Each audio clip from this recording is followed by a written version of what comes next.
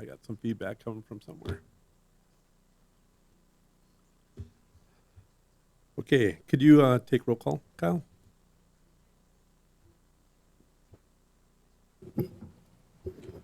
All right.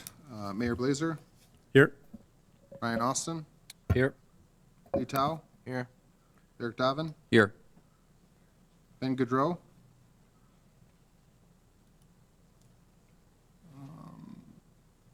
Looks like he is absent. Thad Kubishak is here. He's on Zoom. And Jeff Marutz? Here. Here. All right, we have a quorum.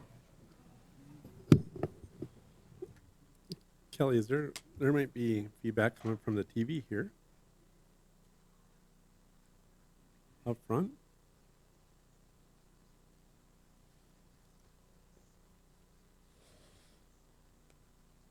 Okay. I'd like to welcome Jeff as our new commissioner. Don't hesitate to ask.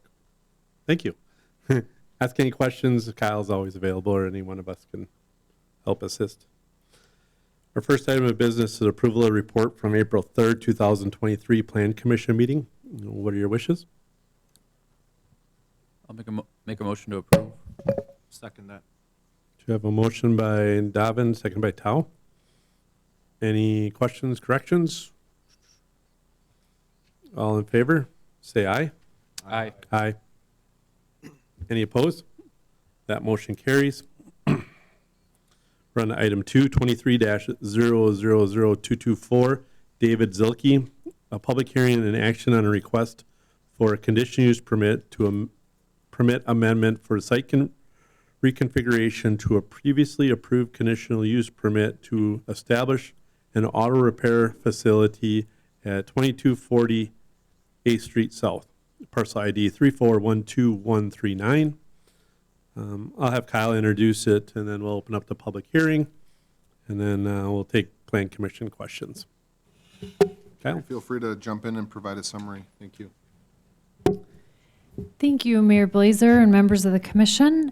As you said, this is a conditional use permit amendment for site reconfiguration to a previously approved conditional use permit. And these are site photos from that property.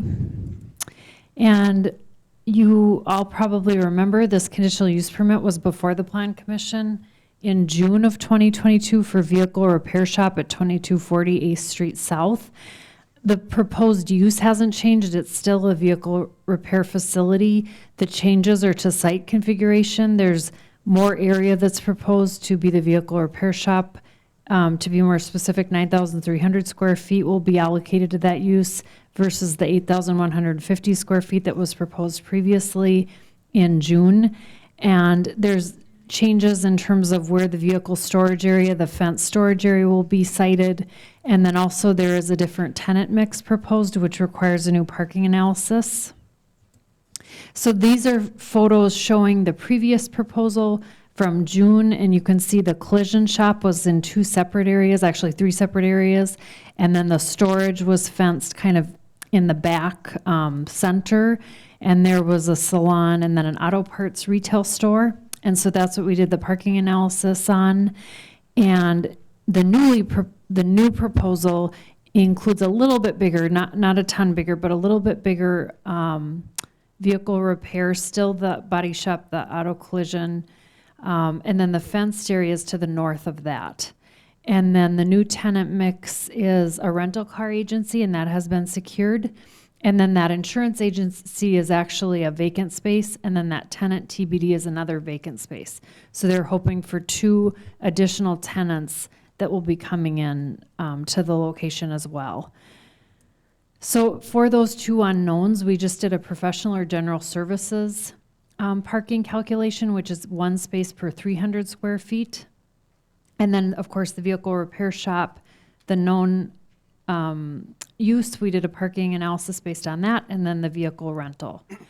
So looking at standards of review, the size of the parcel is adequate and the mix of uses on site is compatible. Again, just like the previous application, we feel like a vehicle repair shop is an appropriate use for this site. It's surrounded by commercial properties. It's situated along the busy 8th Street South corridor. And the on-site parking is sufficient for the proposed use mix. The analysis shows that 33 spaces will be required, and there's more than that, so they'd meet that. And separately, they have that fenced area that will be for any cars that are being worked on as part of the body shop. And operational considerations, including the hours of operation, will be consistent with neighboring properties. So staff recommendation is to approve the proposal with conditions as specified. No more than 15 vehicles can be stored out of doors overnight. Parts and equipment associated must be stored indoors or within a fully screened area. Overnight vehicles must be screened from East Street South. Motor vehicles shall not be serviced or repaired outside of the principal structure. All designated parking must be striped to meet the current dimensional standards. And then kind of the two standard conditions that we place on most applications. Building permits must be obtained, and then the Community Development Department can approve minor modifications. And I also want to note that the applicant and the applicant representative are both on the Zoom call, so if you have any questions for them, I'm sure they'd be happy to answer those. And I'll turn it back over to Mayor Blazer. Thank you, Carrie. Let's open the public hearing at 4:06 PM. I'll call 3 times. Does anybody wish to speak in favor of the request? Go ahead. Come on up to the podium, state your name, and introduce yourself.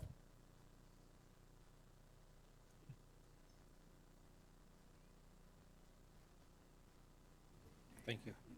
I'm Leo DeWitt. I live directly behind this property I'm speaking, and I'm all for the businesses to come into Rapids. So I believe that they should be allowed there, but my only concern would be if it's a body shop, if they have proper ventilation for the paint shop. Okay, thank you, Leo. We can find out that answer. All right, thank you. Thank you. For a second time, does anyone wish to speak in favor?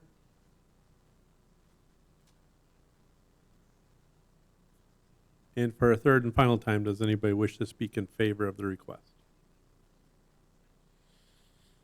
Okay, calling first time, does anyone wish to speak against the request? And for a second time, does anybody wish to speak against the request? And for a third and final time, does anybody wish to speak against the request? We'll close the public hearing at 4:08 PM. I guess Kyle, for the operation and construction of the paint shop, for Leo's question there, that's all governed by building codes?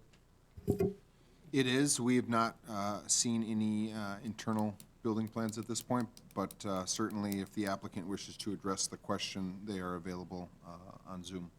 Okay. Do you have Zoom up? I can't. Yep, they should be able to chime in here.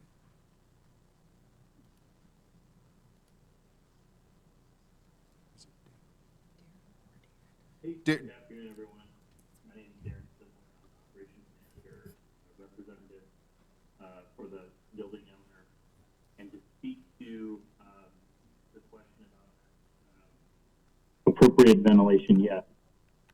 We will apply by all local and state regulations. And in addition, the proposed use and tenant is a national operating outfit, and proper air makeup units and ventilation are always a requirement in build out. So, when we do submit to the building for plans, it will really call those out.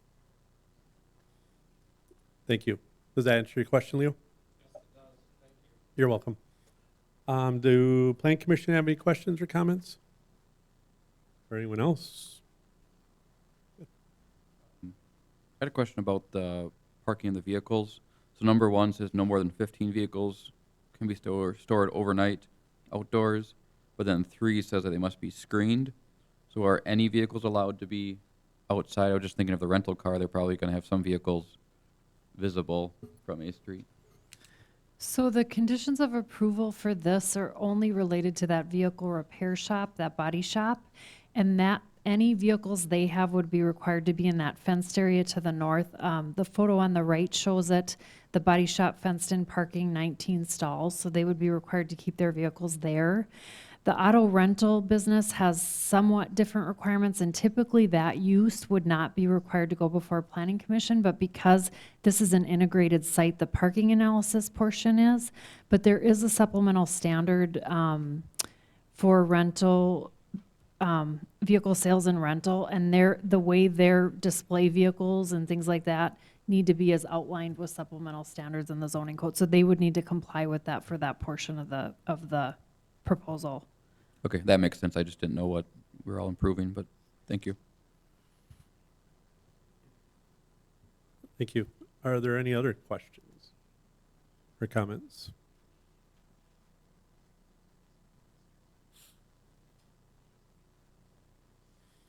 Seeing none, what are your wishes?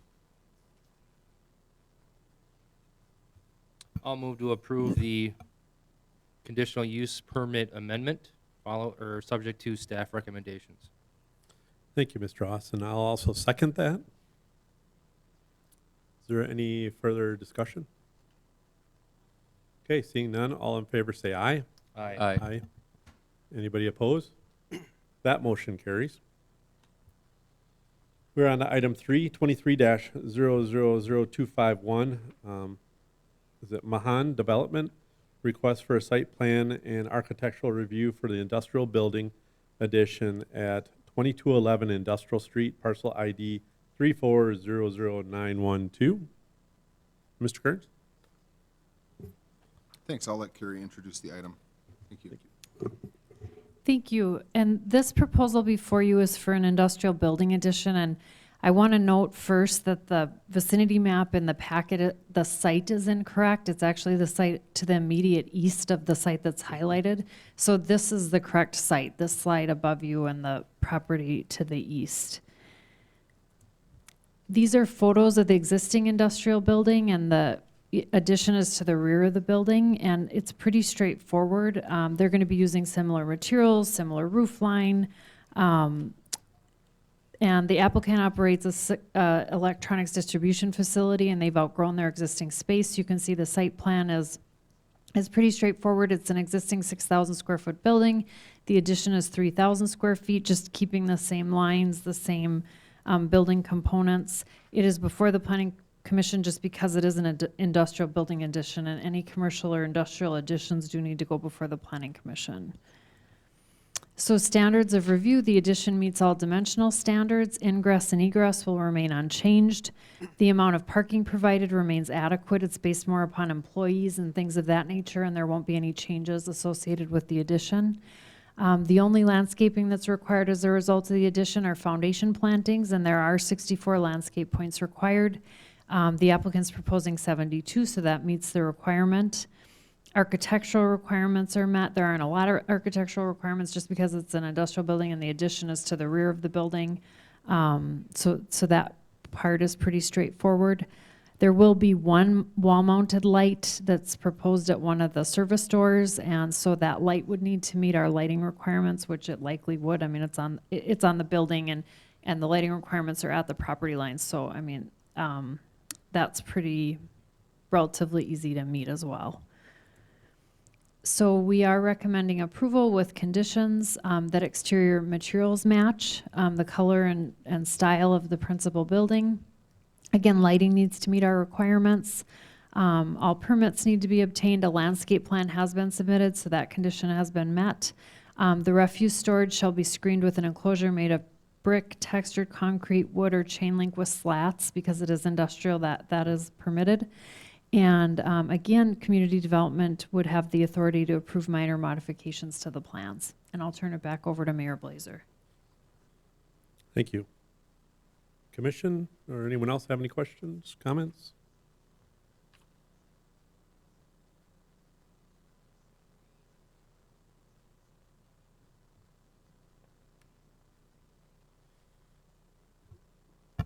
I'll move to approve the site plan review, subject to staff recommendation.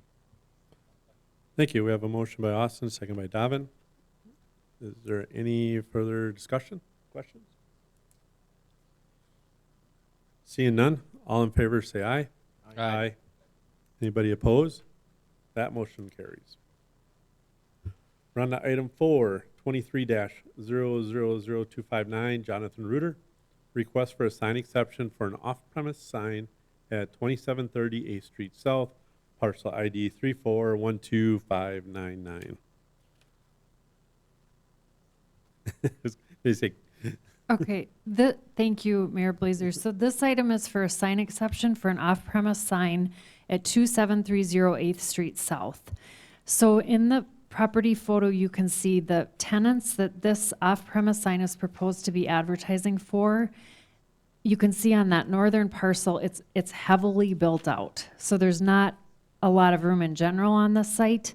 It's way more building than would be allowed today, but this is an existing, of course, building, and so they are trying to meet their signage needs and have looked at many different options and are coming forward to request from you the sign exception so that these tenants can advertise with what we would consider as kind of a traditional ground sign. So these are some photos from both properties. From the property to the south, that's the one on the left that is currently used car dealership. This is the lot on which they're proposing to locate the ground sign. The middle photo is the businesses that the sign would be advertising for. So there is one sign on the property, it's that Rapids Rehab sign. It wouldn't meet current requirements, at the very least height. If it was brought down in height, it wouldn't be very visible. If it was a multi-tenant ground sign, you can see it would kind of be hidden in that bump out with those buildings. And the other consideration is in the middle, you can see that black post. They're concerned about, once you put a wider ground sign there that would also meet setbacks, would vehicle flow be impeded? Would cars, safely be able to back out without hitting that sign? So that's kind of all the considerations that they're looking at when making this request. So again, the applicant is proposing an off-premise sign at 2730 8th Street South that will include space for 6 tenants located on that adjacent lot at 2660 8th Street South, Unit 101. So just kind of as a reminder, sign exceptions can be granted when signs are unique, site difficulties are present, including under that criteria when there is no reasonable place on the site for an allowed sign without an adjustment to achieve visibility standards to the street immediately in front of the site. So we feel that this is the case with this proposal. This may include consideration of an off-premise sign where appropriate, and some other criteria when signs would encroach into parking areas, when the sign is required elsewhere by code, or when the code is unclear or contradictory. So after review, it is clear that there's no reasonable place on this site for a multi-tenant ground sign. The adjacent parcel to the south at 2730 8th Street South provides a suitable location for an off-premise sign to advertise for businesses at 2660 8th Street South. However, staff is recommending a condition requiring that space be included to advertise for both locations. The main concern, I think, with an off-premise sign is just if there are ownership changes or modifications with development moving forward, we still want it to make sense for the properties that are located on that site. So staff is recommending approval with one condition, that the off-premise sign includes signage for tenants at 2660 8th Street South and at 2730 8th Street South. And again, this would just be to ensure that the proposal still makes sense as changes moving forward with the development of the sites take place. And I'll turn it back over to Mayor Blazer. thank you. Does any plan commissioners or anyone have any questions? I had a question. You said ground sign. Is it a ground sign or is it like a tall sign? It's almost 6 feet off the ground. So our code defines it as ground sign, which I see what you're saying, though, more of a freestanding sign. So they're proposing this kind of a post to support and advertise for 7 tenants. This is a plan of the sign, and I'm trying to remember the dimensions. I think to answer your question too, the code, while we have separate definitions for monument, pole, and freestanding, we all group them as ground signs. Okay. So there are some supplemental standards in the code. If you're doing a ground sign versus a wall sign, you've got to meet certain requirements. We would ensure that through the sign permit process that they meet all of those supplemental requirements. So this sign here proposed is what would be approved or most likely going to be there? So yeah, you'd be approving the off-premise nature and the location of the sign. All of the other requirements in terms of the square footage, the height, landscaping at the base, those would be internally reviewed through the sign permit process. Then through that process, it would also go through, such as like engineering or something for like visibility and crosswalk? knowing that- Yep, so we review vision triangles, so it has to Okay. be, have the 5-foot setback, it has to be outside of the vision triangle next to the driveway. Depending on the size of the sign, would trigger whether or not we need a structural analysis and any close proximity to sidewalk or buildings. Thank you. Any other questions?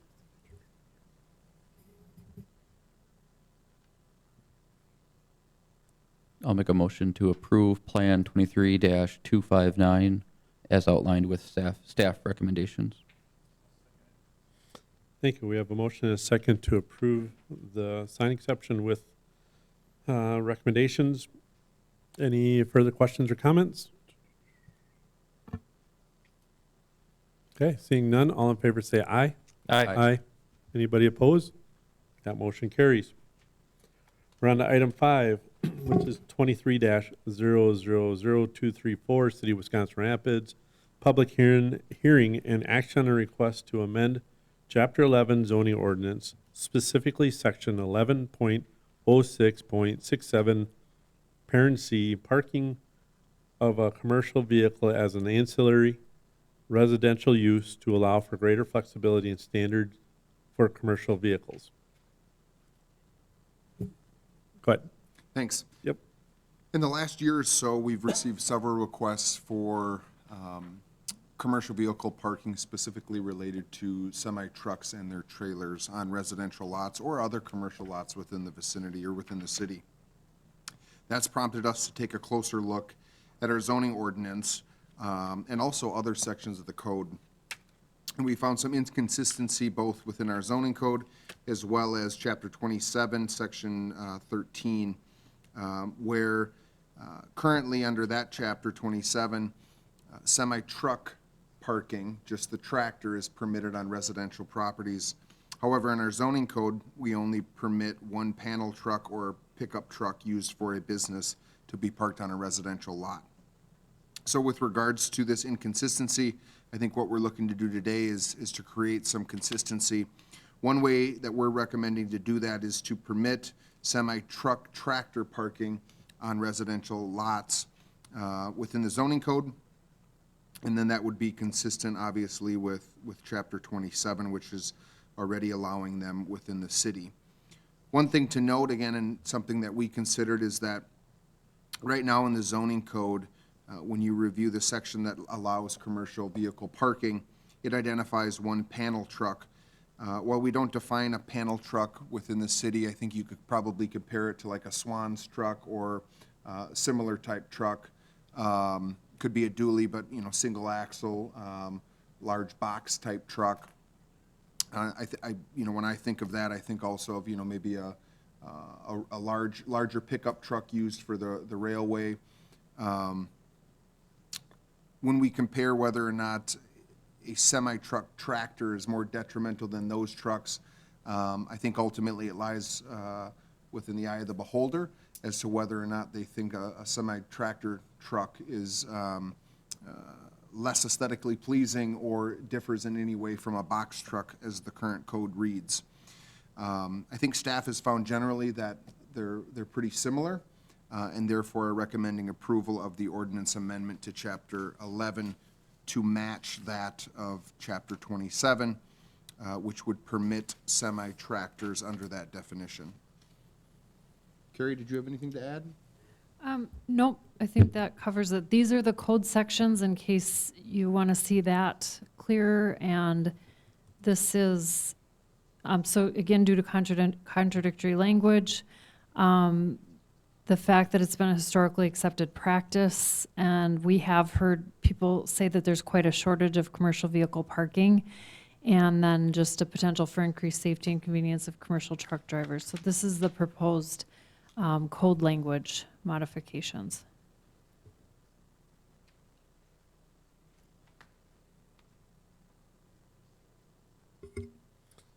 All right, so let's open the public hearing at 4:25. Does anybody wish to speak in favor of this request? For a second time, does anybody wish to speak in favor of the request? And for a third time, does anybody wish to speak in favor of the request? Okay, for the first time, does anybody wish to speak against the request? For a second time, does anybody wish to speak against the request? And for the third time, does anybody wish to speak against the request? I do have an email here from Emily Kent at 231 Fifth Street North. Says, "Good afternoon, Plan Commission. Since I'm not able to attend the public hearing this afternoon, I'm writing to speak against the proposed changes in item 5 of the City of Wisconsin Rapids Plan Commission agenda. My neighborhood has experienced some issues that relate to large work vehicles parking in our neighborhood. The trucks can be noisy at odd hours. They can impede our vision when driving. They can take up a lot of room when they're parked on the street. They damage the streets. They are an eyesore. I think the proposed change to section 11.06.67C would, would help a very small number of businesses while creating additional problems for many neighborhoods. In fact, I would like to see the change in code to be more restrictive rather than less restrictive. After all, when I purchased my home, it wasn't with any exceptions of living next to a business with large commercial vehicles on the street or in their driveway, which is close by in my neighborhood downtown. I moved into a residential neighborhood with no business signs or business ownership on record. When I have my morning coffee on the porch, I'd like to see my charming neighborhood, not a semi-tractor." She's available for questions. Best regards.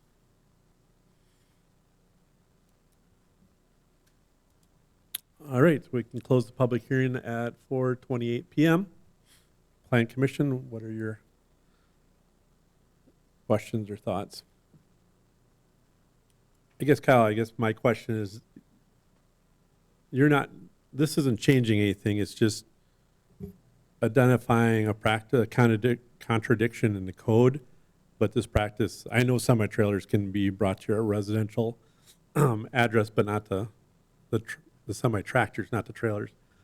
But this would also apply to like a U-Haul vehicle or a delivery type vehicle like that also? Yes, Okay. yes, it would, in terms of the box truck that's currently permitted. To provide some history, up to this point, we've said you cannot park semi-truck tractors on your residential property because it's not included clearly within Chapter 11. However, upon a recent inquiry, we dug a little bit further and found Chapter 27 where it actually does permit the parking of semi-truck tractor trailers. So we have two codes that are providing inconsistent language, and I think we need to clarify one of the two codes to create consistency. Thank you. I knew tractors could be brought, or at least that's been the practice for a long time. So by this changing, we're not probably going to see an increase because it was already being allowed, or at least currently. Yeah, we haven't enforced semi-tractor parking up to this point. It's been like that for a long time, decades. That is my understanding as well. We have enforced semi-trailer parking on residential properties, though. Correct. And I know the reefers running all night long are not allowed either. Correct. Okay, thank you.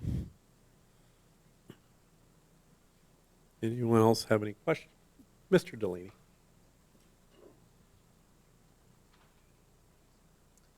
what's the penalty for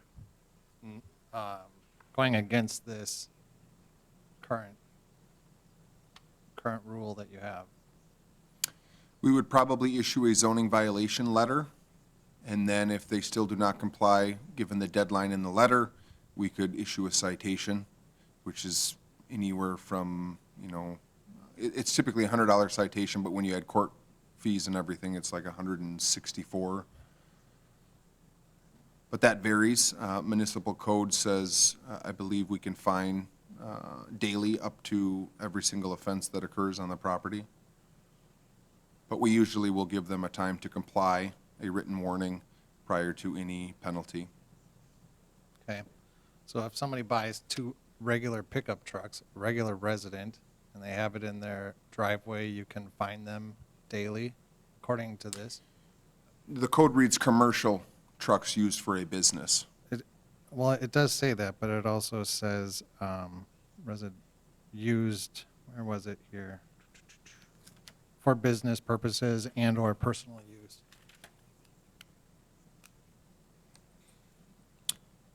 So we would permit somebody to have a pickup truck of their own personal use, and if they had, like I said earlier, a larger, let's say CN rail truck that they use for their business use, I think we would permit both of them on the property. Okay, so it's not limiting residents to having 1 pickup truck on their No, property?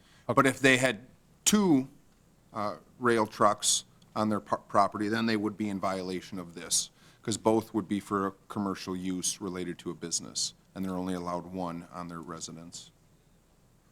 Thank you. Anyone else?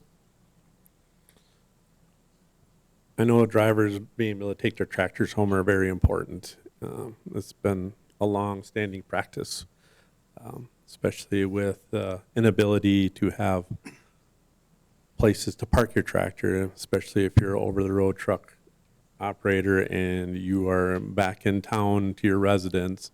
It's not like you go to the local truck depot and drop off your vehicle. That's their livelihood and getting home, and I know that's been a long-standing practice.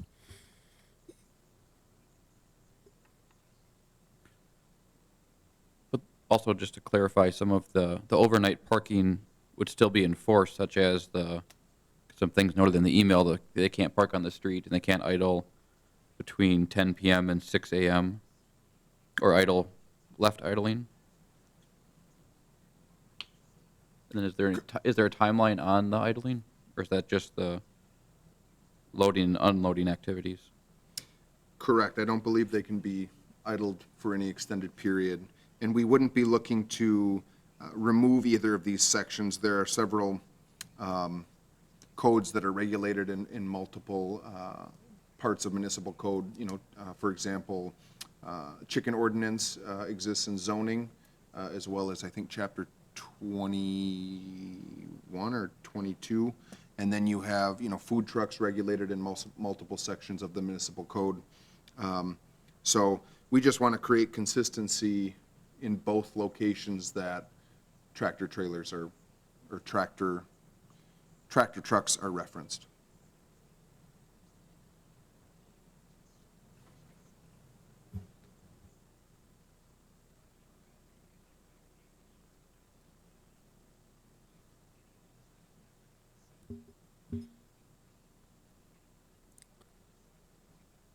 What are your wishes?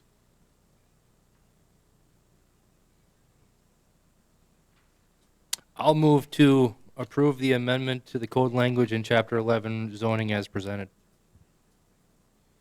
So I have a motion by Austin, second by Jeff, to, I didn't want to butcher your last name, is it Marut? Marutz, thank you. To approve. Is there any further discussion? Seeing none, all in favor say aye. Aye. Anybody oppose? That motion carries. We're on item 6, adjournment. What are your wishes? Make a motion to adjourn. So moved, Your Honor. So we have a motion. Second, okay. We have a motion and a second. All in favor, say aye. Aye. Anybody opposed? Thank you, everybody. Have a good night.